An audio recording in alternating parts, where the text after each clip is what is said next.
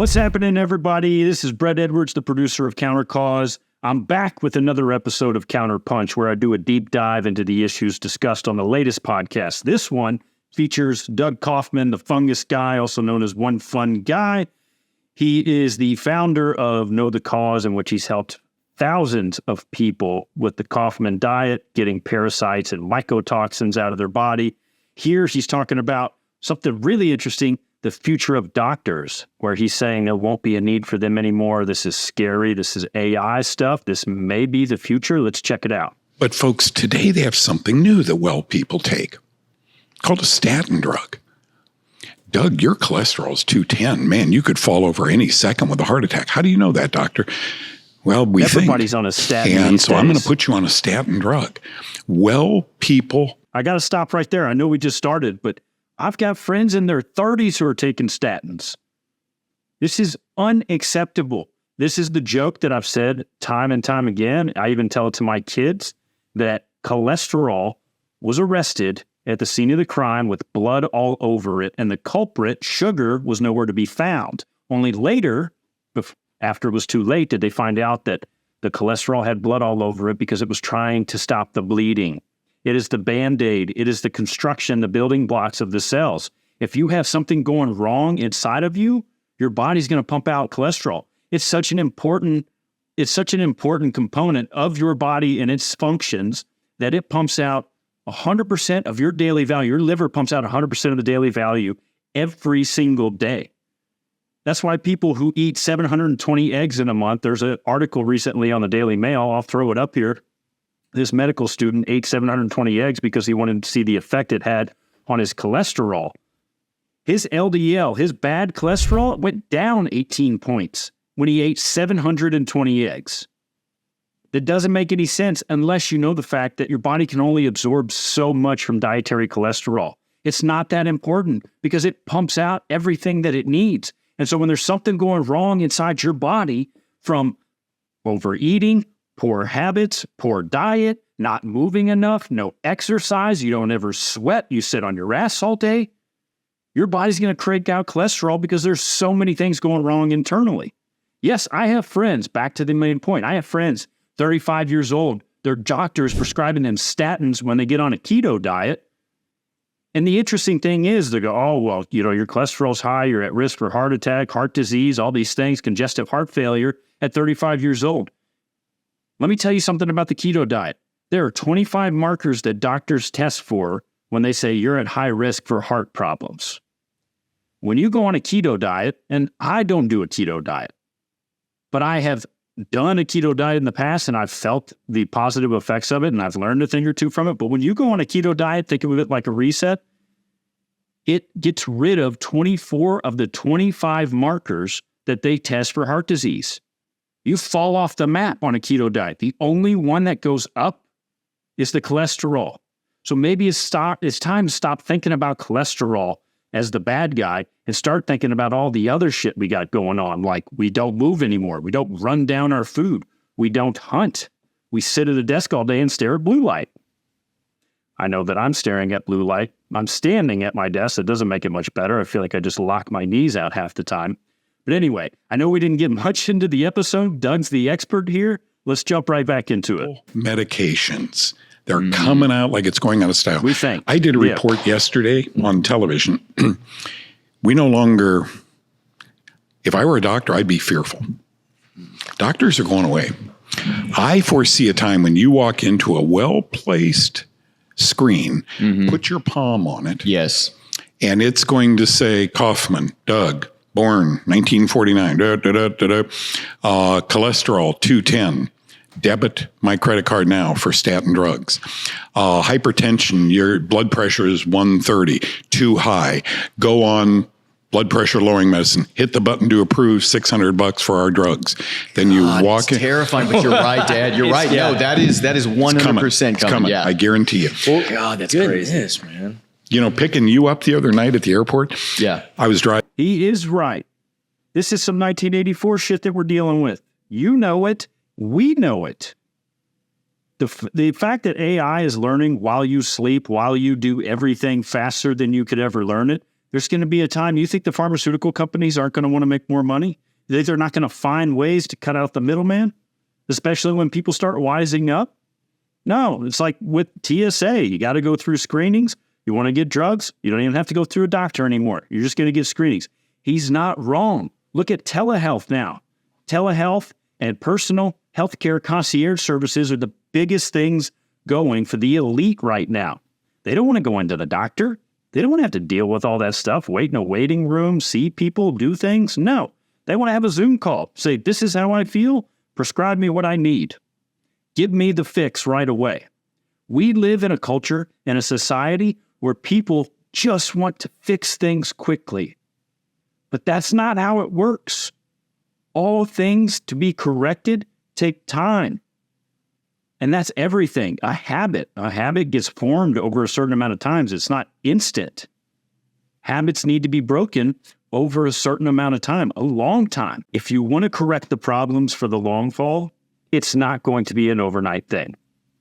Nothing worth doing ever happens overnight. I was driving home, and right down here, Brett, right off I-30, there's a big billboard. You can see it on the lakeside. It says GlaxoSmithKline. While you're sitting here in traffic, consider shingles. You're getting old. Shingles is a big deal. Herpes zoster.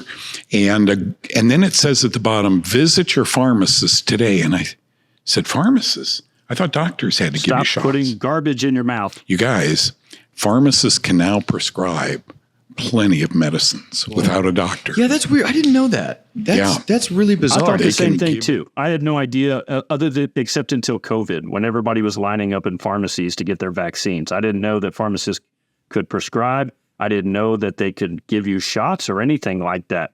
And now you look at it. I mean, I remember the old days. You would ask your pharmacist for advice on what should I do for my allergies or what should I do for my asthma. And he's like, well, I'm not a doctor, but this seems to work. And a lot of people buy this, and they never gave you a definitive.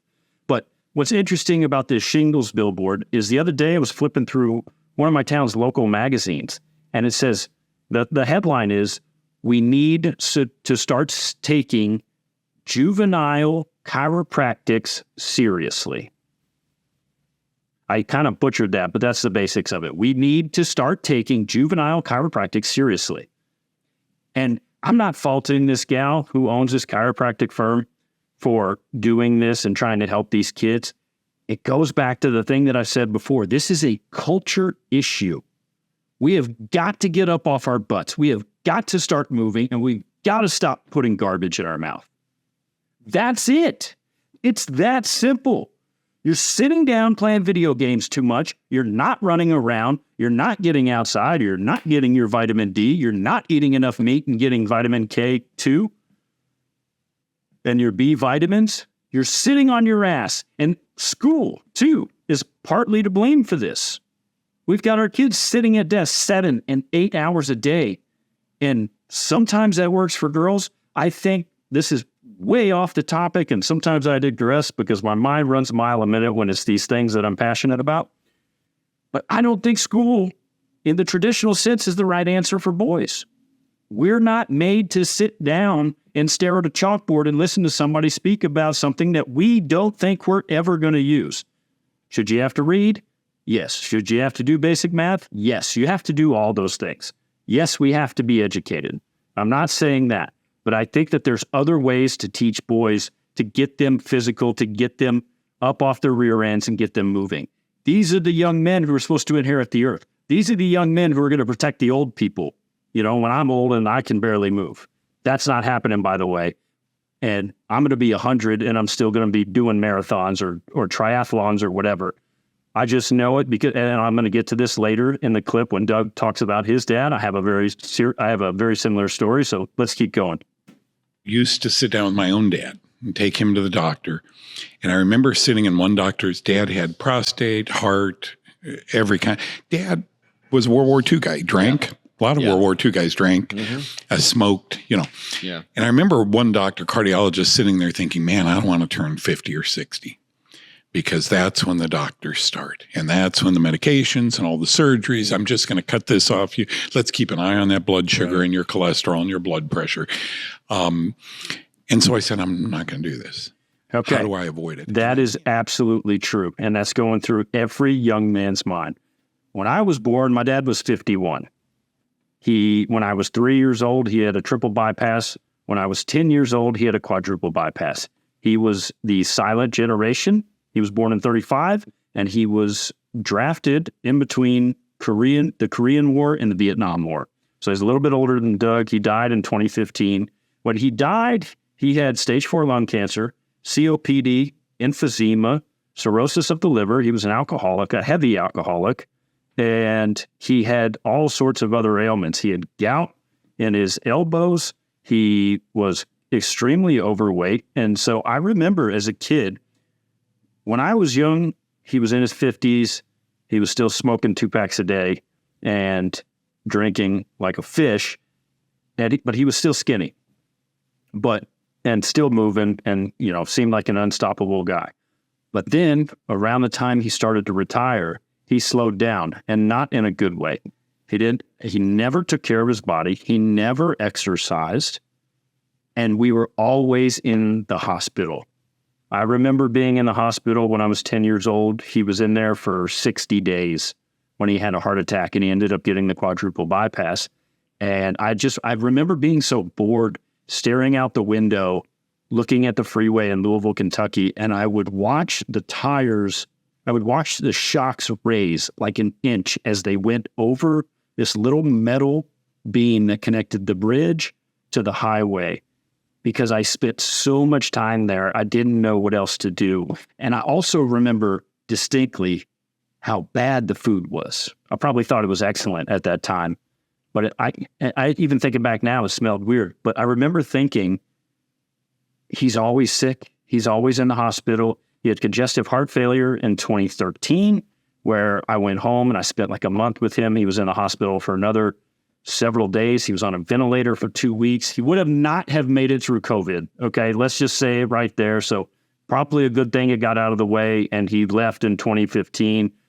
Pop, I know you're somewhere. I hope to see you again. I know I'll see you again. It's just a matter of time. But the point is that he didn't do a damn thing to help himself out.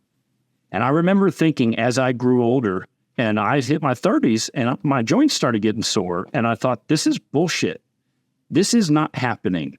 This cannot happen. People would have died. They would have been left in the pack behind at 35 years old, because if this is just getting old and this is just the way things are supposed to be. And so what happened was in 2021, I went and climbed up on a ladder like a dumbass trying to hang a painting. And I was on the very top step that was 6 feet tall. And my feet were on that step that's not a step. And the ladder just wobbled like this. And I went, and I was gone. And I ended up falling on my arm. My shoulder, this left shoulder, went down, and I got a compressed fracture. And when that ball joint snapped out of there, it stretched the nerves. And my left arm, and I'm left-handed, went completely paralyzed. And it was the worst pain for probably 3 straight months. I didn't get any sleep because the pain was so bad. And the diagnosis from the doctors were it might come back. Peripheral nerves regenerate, so it's possible that it could come back. And I was writing a lot at the time, and I write things by hand and then type them. And I thought it was kind of like a downward spiral in life, and I wasn't thankful, and I took a lot of things for granted. I wouldn't change this thing for anything, because now I've got, most of the function back in my hand. You can see that it's not as big as my right hand, and this was my dominant hand. So a lot of the muscular definition is gone, but I was slowly building it back. I can do pull-ups and things like that now. But what that did was that led me to the carnivore diet, and it led me to a certain type of exercise. And it made me realize that what we're putting in our mouths are garbage, and getting old doesn't have to suck. And if you think about it, and what I realized is how fast my entire left side atrophied. I would say within a month, my arm was tiny, and I'll see if I can find some photos on my phone. I'll see if I can throw some photos up there. But I remember the left arm, it was just tiny, and everybody was talking about how fast it atrophied. And maybe it has something to do with my body a little bit. I'm an ectomorph, so I could put a lot of food in my body and gain a little, not much weight, but I feel it. And so with that said, the shoulder was atrophied, and it led me to this consensus of move a little bit every day. If you just move these muscles a little bit, you give them a little bit of resistance. You don't have to go in the gym and kill yourself all the time. You don't have to do that. You just have to activate these things and give them some sort of resistance every day. And I do this movement every morning. Shout out to this guy named Kellen Mylad, who has a YouTube channel called Strength and Flow Fitness. It used to be called Movement Parallels Life. Changed my life. I do this movement every morning. It's a non-negotiable. Sometimes I do it twice a day. And I still lift weights and I still run, but I don't run long distances as much anymore. More so now, it's a mile, 2 miles max, and it's as fast as I can possibly take it. And I feel unbelievably better that way. And I can go through the stories of what it was like in the hospital with my dad, and just the heartache and the headache, and the lack of support, because people just didn't understand. Nobody understands the value of nutrition. They don't understand. Like, we need to start thinking of nutrition as the first line of defense against these, and not as a supplemental thing. Oh yeah, you're taking antibiotics, or we're going to put you on this statin, and maybe you should just stay away from red meat. Like, no, maybe you should not stay away from red meat. Maybe you should get off the statin. Maybe you should eat red meat, and only red meat, and move. Take some time and move. Get your blood pumping. Okay. That said, let's keep going. How do I avoid it? And I began to study a field that was remote back then. Today, it's fairly well known. It's called epigenetics. Yeah. Genetics says you are the hand you were dealt. Mom and dad's sperm and egg got together. That's me. Epigenetics says, Doug, go watch your dad and see how active he is, and see what he's eating, and watch his lifestyle. Dad was told he had cancer and lost his leg and his hip to cancer. So he was fairly active. He was a slim man, good shape. But once they started doing surgeries on him, he just fell apart. My dad so I had observed hip replaced. Dad and Mom. This was back when I got back from Vietnam. It was late 60s, early 70s, when fast foods came out. And it was always chicken or hamburger, French fries, beer, etc. There was no physical activity for Dad, and I began to see him deteriorate, which means deterioration is defined as more medical visits. Yeah. More medical visits. True. And so I'm a guy who has had to learn, Mark, there is no book written on this, epigenetics. Epigenetics says you can change the sperm and egg. This makes by changing your lifestyle. Our bodies were built to adapt. God designed them in a way that is so beyond our comprehension. I can't even give you a word that describes it, because it doesn't exist. Our bodies are capable of fighting off how many illnesses every day. It can regenerate nerves. We can heal up skin that was ripped off, wounds. And if we strength train through stress, through serious stress, our bodies will adapt and get stronger. It's unbelievable. So yes, I think there's a balance there. I think there is nurture versus nature. And my wife and I talk about this all the time with our kids. Is it nurture? Is it nature? There is a clearly defined amount of nature that we all have. There are certain traits that can be changed, but that we have a propensity to lean into, because it's easier. It's easier to react than to be proactive. And so I believe what Doug's saying here about epigenetics. I think that I was born with asthma and terrible allergies. Okay, let's just talk about that. Once I got my diet right, my allergies are gone, and my asthma is almost completely gone. There are some times when, and I think this goes back to the mold and the mycotoxins. I think this goes back to it, it seems like my asthma would kick in sometimes when the vents are on at night and the air's blowing. And that's not because of the air's dirty. It's because of the vents and the ducts are probably dirty. And I never have a problem in the morning and never have a problem during the day. And so I couldn't go outside. I couldn't roll on the grass.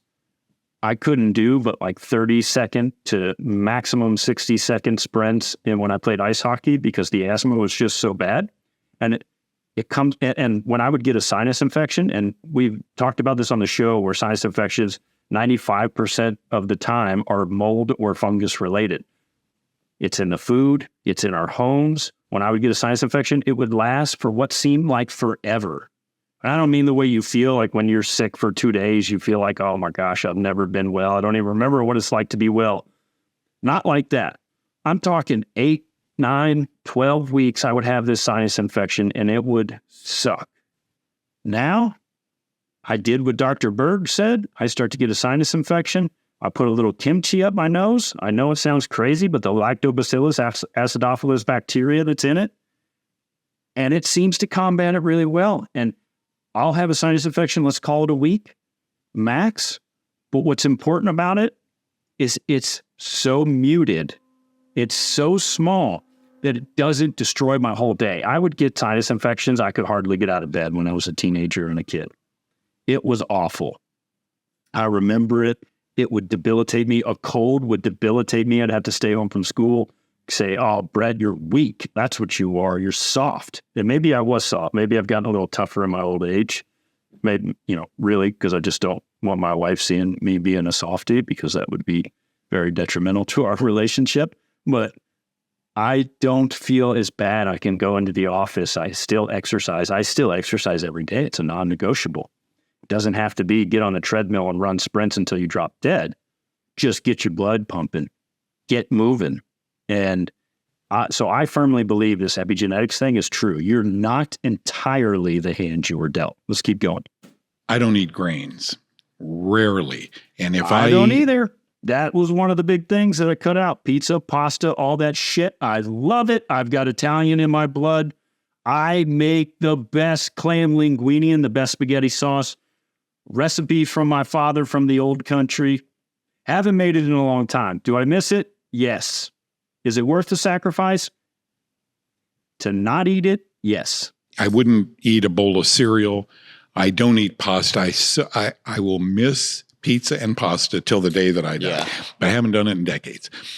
But that's discipline, though. Amen. It dude. is. And that's what you got to do to stay healthy. Like Evan, you are. Evan, 75 years old, you look great. And we talked about this. That's right, Evan. We talked about this in the other podcast with Josh Rangel. Discipline is freedom. It sucks. You don't get to do those things. You don't get to eat pasta. But if you have the discipline to stay away from it, you can do anything else you want because you feel so damn good. And when I say you, I mean me. If I stay away from pizza and pasta and I stick to red meat, eggs, fruit and honey, like Paul Saladino says, shout out to that guy, big change in my life, then I do have freedom to do just about anything I want. And I'm not bogged down by food. I love it every time I eat it, but I'm not bogged down. It doesn't consume my day and it doesn't consume my life. Feel great. And that's a weird thing. Will I at 80? Will I at 85? At some time, I'm probably going to need a medicine, probably going to need a doctor. I then decided I didn't want a doctor. I have a lot of friends who are doctors. You guys don't met say some that, of them. Doug. But I don't want to go to a doctor. Feel great. Keep going. I think my prostate. It's always a blast having this man on the show. It's like going to a master class. If you haven't seen the episode, I'm throwing the link at the tab up there. It's going to be here at the end screen. Doug Kaufman, knowthecause.com. The guy has changed countless lives. Just go check out the anecdotes and the testimonies. He, through his Kaufman Diet, which is pretty cool. It's a lot like Saladino's diet, where there's a stage where you phase out all the carbs, you get the reset back in, and then you start to phase in beneficial carbohydrates. And I have seen a massive benefit, and I saw a massive benefit, a complete change from being on the carnivore diet. And now, because of that, and I phase back in fruit and honey, and those are about really the only carbohydrates I have, unless sometimes I do eat cruciferous vegetables, very rarely on occasion. but that helps with the sprinting and the high intensity exercise. But if it wasn't for the carnivore diet, now I can eat things and know right away if it affects me. And seed oils, I really don't give a shit what Lane Norton says about it. They are toxic because when you get off of them for a long time and you have one without even being told, you know you've had it because it gives you the worst damn nagging headache and it upsets the gut. And it's not a question in my mind that it's seed oils. So anyway, guys, that's been the 1-2 counter punch. There's not really much to counter what Doug says. This man is a genius. Every time we sit down, it's like a master class, and I always enjoy having him on the show. Hope to have him again. I know we'll have him again. Anyways, see you guys. Get moving. Get off your butts and get moving. See you.